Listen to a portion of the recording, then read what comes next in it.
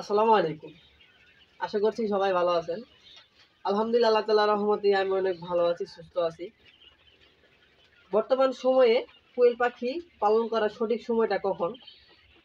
আপনারা কখন কোয়েল পাখি খামারে উঠাবেন এবং কখন পালন করবেন? কোন সময়ে খামারে পাখি উঠালে আপনারা লাভ করতে পারবেন? এই সমস্ত বিষয় আজকে আপনাদেরকে জানাবো। কারণ হচ্ছে অনেকেই হঠাৎ করে খামারে পাখি উঠায় ফেলে, দেখা যাচ্ছে যে পরবর্তীতে সে লাভ করতে পারে না। কারণ বর্তমান যে সিজন, এখন কিন্তু সময় কোয়েল পাখি ওঠানো। এখন আপনি সর্বোচ্চ আর ১ মাস পর্যন্ত পাখি পালন করতে পারবেন।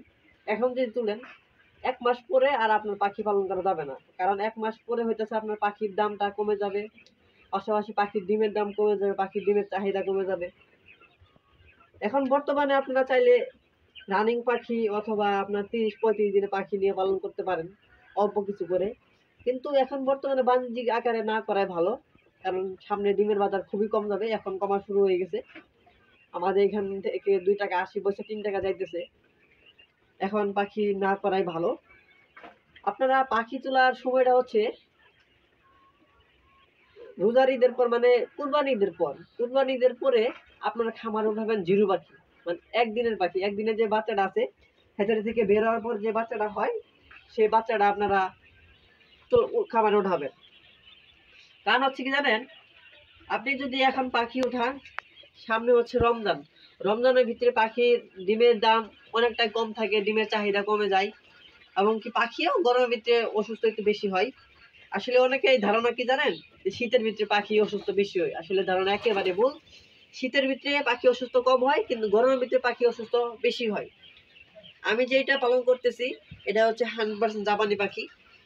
এই পাখিটা যদি আপনারা পালন করতে পারেন, ভালো জাতের পাখি, জাপান জাতের পাখি যদি আপনারা পান, তাহলে দেখা যাচ্ছে আপনারা দীর্ঘদিন ডিম পাবেন এবং লাভ করতে পারবেন।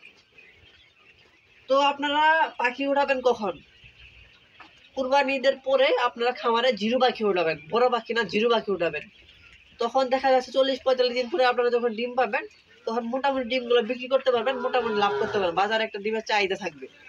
কিন্তু আপনারা যদি এখন পাখি উঠান, কিন্তু তেমন একটা লাভ করতে পারবেন না, লসের সম্ভাবনাই বেশি। এর জন্য আপনারা এখন পাখি না উঠিয়ে কুরবানি ঈদের পরে আপনারা খামারে পাখি উঠাবেন।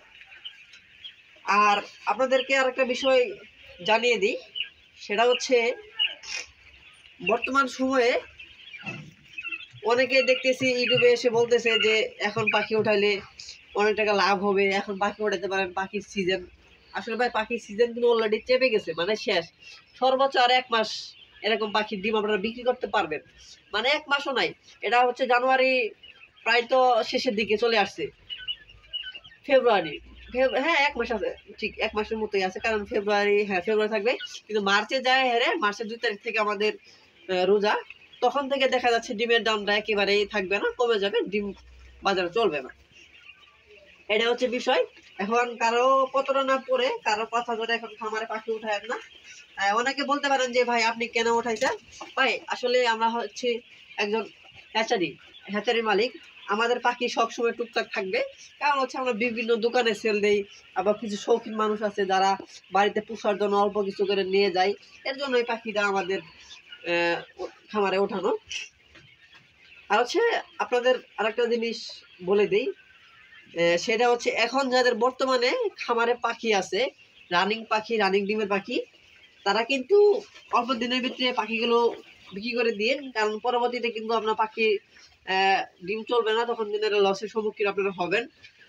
তার জন্যই যাদের এখন 5 মাস 6 মাস বয়সী পাখি হয়ে গেছে, এখন চাইলে আপনারা বিক্রি করতে পারেন, রিজেট হিসাবে বিক্রি করে দেন। এখন মোটামুটি চাহিদা আছে রিজেটের, কিন্তু পরবর্তীতে আবার চাহিদা থাকবে না।